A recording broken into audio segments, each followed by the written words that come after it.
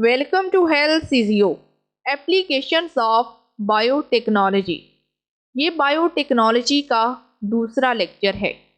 इस लेक्चर में बायोटेक्नोलॉजी का गुज़श्ता और आज के दौर में कहाँ और क्या इस्तेमाल किया जा रहा है, ये सब जानने की कोशिश करेंगे। लेकिन इससे पहले आपसे गुजारिश है कि अगर आपने अभी तक चैनल को सब्सक्राइब नहीं किया तो जल्दी से चैनल को सब्सक्राइब कर लें ताकि हर नई आने वाली वीडियो आपको टाइम पर मिल सके। तो अब हम स्लाइड को रीड करते हैं और बायोटेक्नोलॉजी की पहली एप्लीकेशन देखते हैं कि ये क्या है। Perhaps the most exciting development in 1980s has been the development of methods in biotechnology to produce newer drugs and also to make non-chemotherapeutic agents available in clinically useful quantities۔ اگر ہم بات کریں گزشتہ ادوار کی تو گزشتہ 1980 کی دہائی میں سب سے دلچسپ پیش رفت بایوٹیکنالوجی میں نئی ادویات تیار کرنے کے طریقوں کی ترقی رہی ہے اور یہ ترقی آج بھی جاری و ساری ہے۔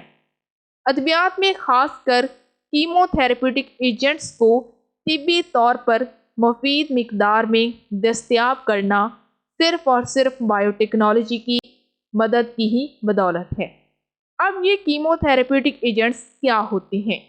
یہ ایسی ادویات کو کہا جاتا ہے جو کہ کینسر کے مرض میں استعمال کی جاتی ہیں، یعنی کہ ایسی ادویات جو کہ کینسر میں استعمال ہوتی ہیں ان کو ہم کیمو تھراپیوٹک ایجنٹس کا نام دیتے ہیں۔ اب یہ کینسر کیا ہے؟ کینسر ایک ایسی بیماری ہے جس میں انسانی جسم کے خلیے حد سے زیادہ تجاوز کرنا شروع کر دیتے ہیں، یعنی کہ uncontrolled growth of cells is called cancer۔ ان بڑے ہوئے حد سے زیادہ تجاوز کیے گئے خلیوں کو روکنے کے لیے ہم جن ادویات کا استعمال کرتے ہیں ان کو کیمو تھراپیوٹک ایجنٹس کہا جاتا ہے، اور اس کے لیے ہم جو طریقہ کار اختیار کرتے ہیں اس کو کیمو تھراپی کا نام دیتے ہیں۔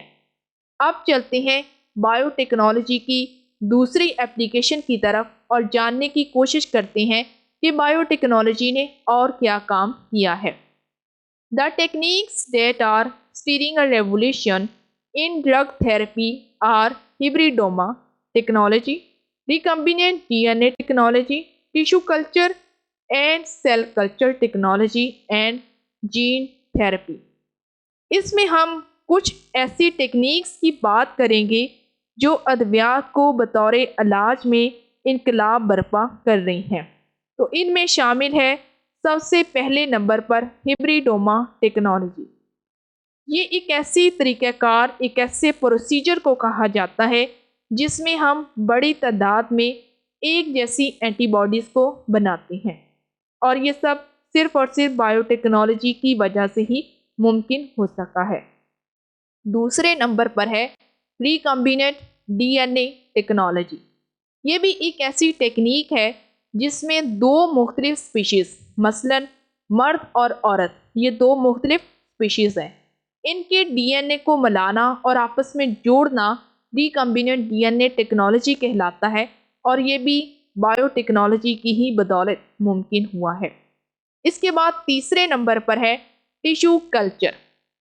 یہ ایک ایسا طریقہ کار ہے جس میں کسی بھی جانور، پودے یا پھر انسان سے ٹیشو کے ٹکڑوں کو مصنوعی ماحول میں منتقل کیا جاتا ہے تاکہ ان کو دوبارہ سے زندہ رکھا جائے اور ان سے کام جاری رکھوایا جائے۔ تو اس طریقہ کار کو ہم ٹیشو کلچر کہتے ہیں۔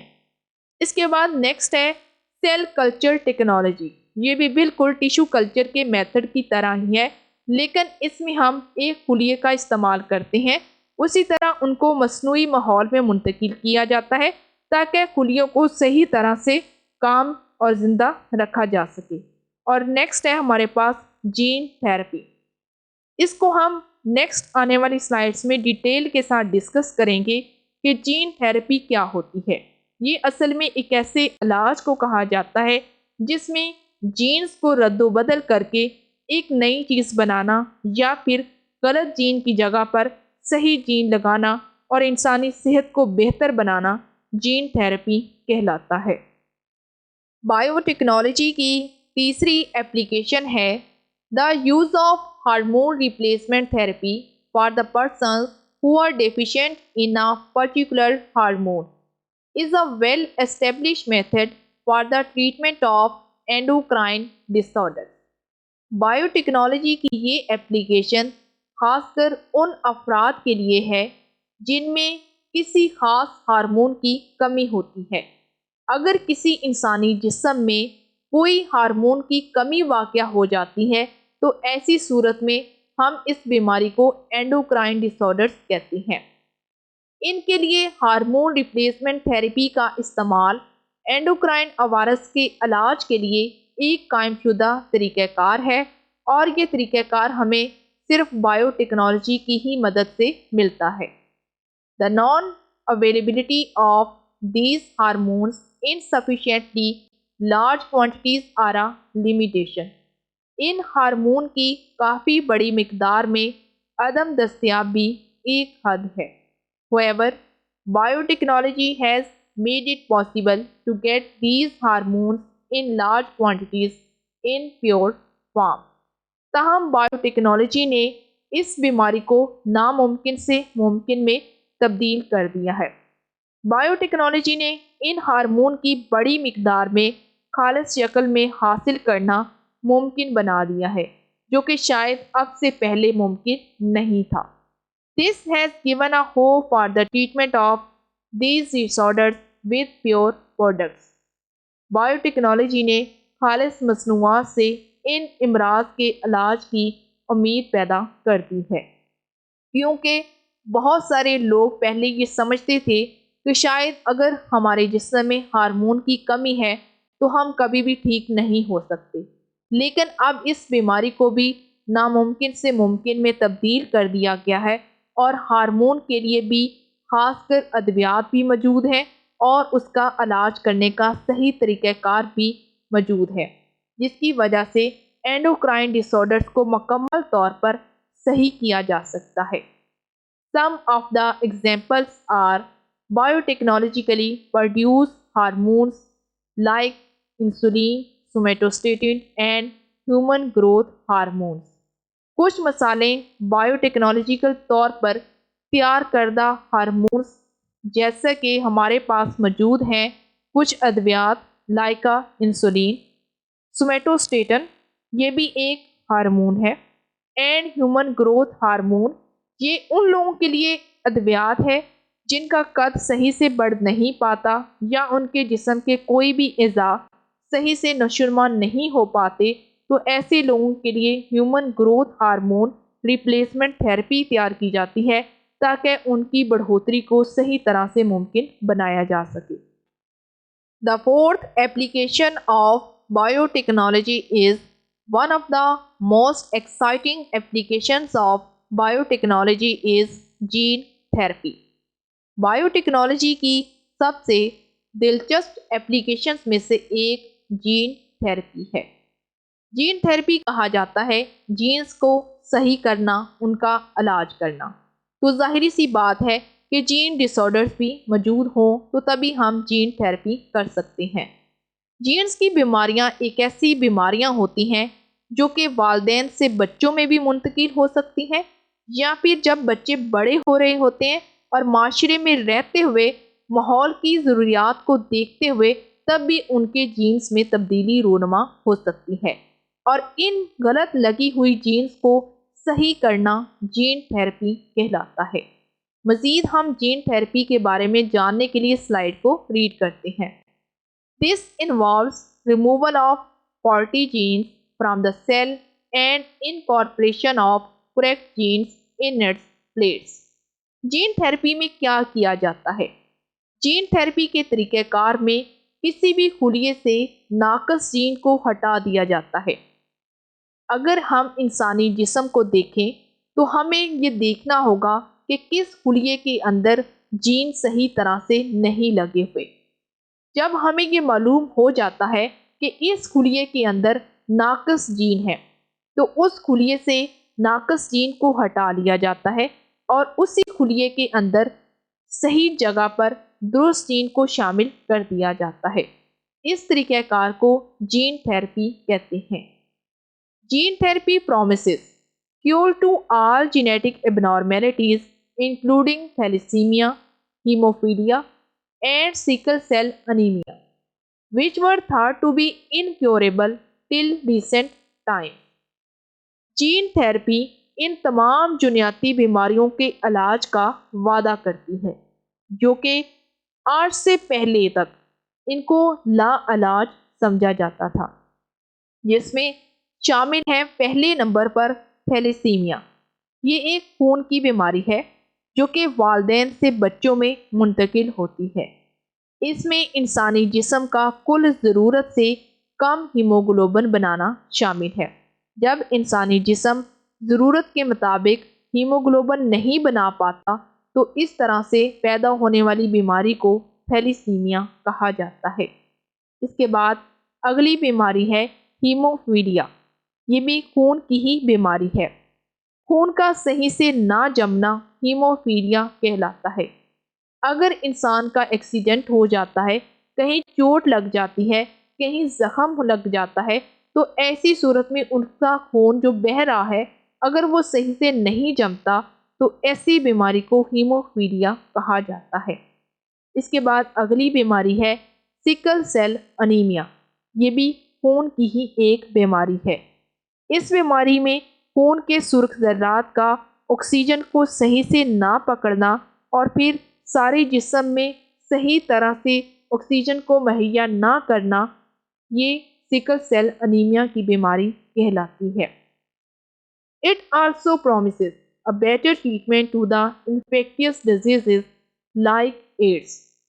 بائیوٹیکنالوجی یہ بھی وعدہ کر رہی ہے کہ ایڈز جیسی متعدی بیماریوں کے بہتر علاج کا بھی بائیوٹیکنالوجی وعدہ کرتی ہے، اور آج کے دور میں چاہے تھیلیسیمیا ہو، چاہے ہیموفیلیا ہو، چاہے سکل سیل انیمیا ہو یا پھر بڑی بیماری ایڈز ہو، آج کے دور میں ان سب کا علاج ممکن ہے، اور یہ صرف بائیوٹیکنالوجی کی ہی بدولت ممکن ہوا ہے۔ بائیوٹیکنالوجی کی پانچویں ایپلیکیشن ہے in the tissue culture technology. The plant cells اور tissues are grown in a test tube or a conical flask. Tissue culture technology میں پودوں کے خلیات یا پھر پودوں کے ٹیشوز کو ٹیسٹ ٹیوب یا مخروطی فلاسک میں اگایا جاتا ہے۔ آپ دائیں اطراف میں لگی تصویر میں واضح طور پر دیکھ سکتے ہیں کہ کیسے پودوں کے خلیے یا پھر ان کے ٹیشوز کو ہم ٹیسٹ ٹیوب میں اگا سکتے ہیں۔ اسی طرح کونیکل فلاسک میں بھی دکھایا گیا ہے کہ کیسے پودوں کے خلیے یا پھر ٹیشوز کو ہم کونیکل فلاسک میں بھی اگا سکتے ہیں۔ A specific cell line can be selected and developed artificially by using growth factors and plant growth hormones۔ ایک مخصوص سیل لائن کا انتخاب کیا جاتا ہے اور نشوونما کے عوامل اور پودوں کے نشوونما کے ہارمونز کا استعمال کر کے مصنوعی طور پر ہم ان کو تیار کر سکتے ہیں، اور یہ تیاری صرف بائیوٹیکنالوجی کی بدولت ہی ممکن ہوئی ہے۔ آپ کے ذہن میں آ رہا ہوگا کہ آخر ایسا کیوں کیا جاتا ہے، ٹیشو کلچر ٹیکنالوجی کیا ہے؟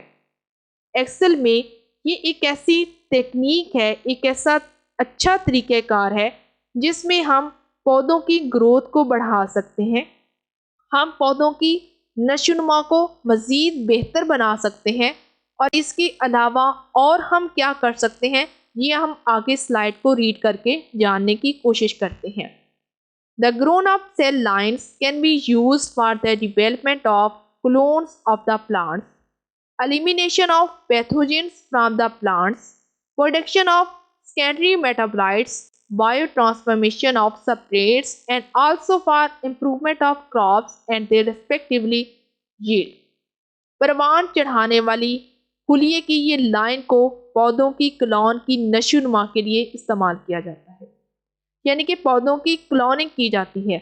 ایک جیسے بہت سارے پودوں کو بنانا، ان کی نشو و نما کرنا کلوننگ آف دا پلانٹس کہلاتا ہے۔ اس کے علاوہ پودوں سے جراثیم کے خاتمے کرنا، یعنی کہ اگر ہم نے کوئی فصل بوئی ہے اور اس میں بہت زیادہ کیڑے مکوڑے لگ گئے ہیں تو ایسی صورت میں ہم اس ٹیشو کلچر ٹیکنیک کی مدد سے ان کا خاتمہ کر سکتے ہیں۔ ثانوی میٹابلائٹس کی پیداوار اور اس کے علاوہ سپریٹس کی بائیو ٹرانسفارمیشن کی تشکیل اور فصلوں اور ان کی متعلقہ پیداوار کی بہتری کے لیے بھی استعمال کیا جا سکتا ہے۔ یہ ٹیشو کلچر ٹیکنالوجی بہت ہی اہم ترین ٹیکنالوجی ہے اور بائیو ٹیکنالوجی خاص کر اس کے اوپر بہت زیادہ کام کر رہی ہے۔ اس کی مدد سے ہم اپنی جو فصل ہے اس کو زیادہ کر سکتے ہیں، اس کو بہتر کر سکتے ہیں اور زیادہ سے زیادہ پھل اور اناج حاصل کر سکتے ہیں۔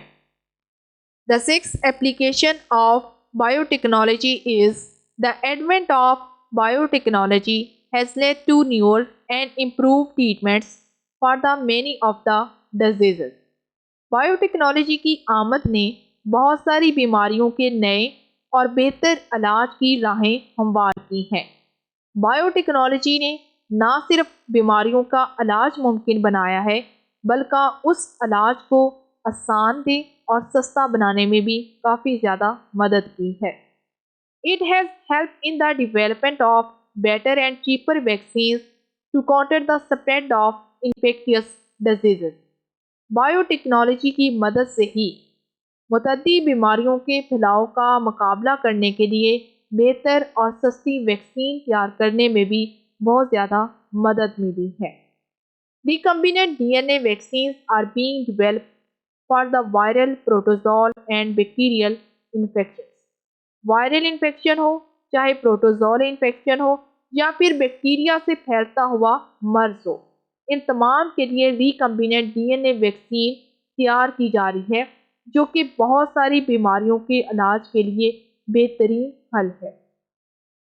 اس ایپلیکیشن سے ہمیں یہ معلوم ہوا ہے کہ بایوٹیکنالوجی نے بہت ساری بیماریوں کی روک تھام میں بھی کافی زیادہ کام کیا ہے۔ اگر ہم آج سے 50 سال پہلے کی بات کریں تو بہت سارے انفیکشن جیسے کہ چکن پاکس، اسمال پاکس، نزلہ زکام، ان سب کے لیے کوئی بھی علاج ممکن نہیں تھا، جبکہ آج کے دور میں ان سب کے لیے ویکسین موجود ہیں۔ بایوٹیکنالوجی کی ساتویں ایپلیکیشن ہے biotechnology has created a revolution in the diagnosis of many epidemic diseases. Biotechnology نے کئی وبائی امراض کی تشخیص میں انقلاب برپا کر دیا ہے۔ بایوٹیکنالوجی نے نہ صرف ان کی تشخیص بلکہ ان کے علاج میں بھی کافی زیادہ مدد کی ہے۔ Many rapid diagnostic tests and newer techniques for the identification of the pathogens have been developed with the help of this science. Biotechnology کی اس سائنس کی مدد سے پیتھوجنس یعنی کہ ایسی اشیاء جو کہ کسی بھی بیماری کا موجب بنتی ہیں ان کو ہم پیتھوجنس کہتے ہیں، اور بایوٹیکنالوجی کی مدد سے ہم ان پیتھوجنس کی شناخت کے لیے بہت سے تیز رفتار تشخیصی ٹیسٹ اور نئی ٹیکنیکس تیار کرنے میں ہمیں کافی زیادہ مدد ملی ہے، اور ایسا بایوٹیکنالوجی کی مدد سے ہی ممکن ہوا ہے۔ For example plasmid profile analysis, genomic fingerprinting and multi-occus enzyme electrophoresis are some of the techniques that have been developed for the identification of the causative organisms. جیسا کہ مثال کے طور پر پلازمid پروفائل، جینومک فنگر پرنٹنگ اور multi اوکس enzyme الیکٹروفوریسس یہ کچھ تشخیصی ٹیسٹوں کے نام ہیں۔ یہ کچھ ایسی ٹیکنیکس ہیں جو کہ کارآمد جانوروں کی شناخت کے لیے ہم تیار کیے گئے ہیں، اور یہ تیاری صرف بایوٹیکنالوجی کی مدد سے ہی ممکن ہو سکی ہے۔ Nucleic acid ہیبریڈائزیشن، polymerase chain reaction جس کو PCR کا ٹیسٹ کہتے ہیں، and ELISA test are some of the techniques developed for the diagnostic of the genetic diseases. اگر کسی انسان میں جنیاتی بیماری پیدا ہے تو ایسی صورت میں بھی بایو ٹیکنالوجی نے ہمیں کچھ ایسے ٹیسٹوں کے بارے میں بتایا ہے جیسے کہ nucleic acid hybridisation, polymerase chain reaction اور لائزا ٹیسٹ۔ یہ تمام ٹیسٹ جنیاتی بیماریوں کی تشخیص کے لیے تیار کیے گئے ہیں، اور ان ٹیسٹوں کی مدد سے ہم بآسانی کسی بھی جنیاتی بیماری کے بارے میں جان سکتے ہیں اور پھر اس کا علاج بھی بآسانی ممکن ہو سکتا ہے۔ Hence, the US National Science Foundation has appropriately defined biotechnology as controlled use of biological agents such as microorganisms or cellular components for the benefit of mankind۔ امریکہ کی ایک فاؤنڈیشن، ایک ادارہ جس کا نام US نیشنل سائنس ہے، اس نے bio technology کی تعریف کچھ اس طرح سے کی ہے۔ آپ اس ادارے کی تصویر واضح طور پر یہاں سلائیڈ میں دیکھ سکتے ہیں۔ تو US نیشنل سائنس نے بایو ٹیکنالوجی کی تعریف میں یہ کہا ہے کہ بایولوجیکل ایجنٹوں کا کنٹرول شدہ استعمال، جیسا کہ مائکرو آرگنزم یعنی کہ جراثیم وغیرہ یا پھر خلیے کے اجزاء، یہ سب بنی نوع انسان کے فائدے کے لیے ہی تیار کیے جاتی ہیں۔ یعنی کہ یہ جو ہم اتنی زیادہ بایو ٹیکنالوجی میں ترقی کر رہے ہیں، بایو ٹیکنالوجی پر جو اتنا زیادہ کام کیا جا رہا ہے، اس کا صرف اور صرف مقصد انسانی استعمال میں آنے والی چیزوں کو آسان دہ بنانا اور انسانی صحت کو بہتر سے بہتر بنانا اور ناممکن کو ممکن میں تبدیل کرنا، یہی اصل میں US نیشنل سائنس فاؤنڈیشن کا موقف ہے۔ یعنی کہ ہم چاہے US نیشنل سائنس فاؤنڈیشن ہو یا پھر کوئی اور ادارہ، وہ بایو ٹیکنالوجی کے اندر رہتے ہوئے صرف یہ کام کرنا چاہتا ہے کہ انسانی صحت کو بہتر بنایا جائے اور انسانی استعمال میں آنے والی اشیاء کو آسان دہ کیا جائے۔ سمپل اور سادہ الفاظ میں یہ کہوں گی کہ بایو ٹیکنالوجی کا اہم مقصد انسانی زندگی کو آسان دہ اور آرام دہ بنانا ہے۔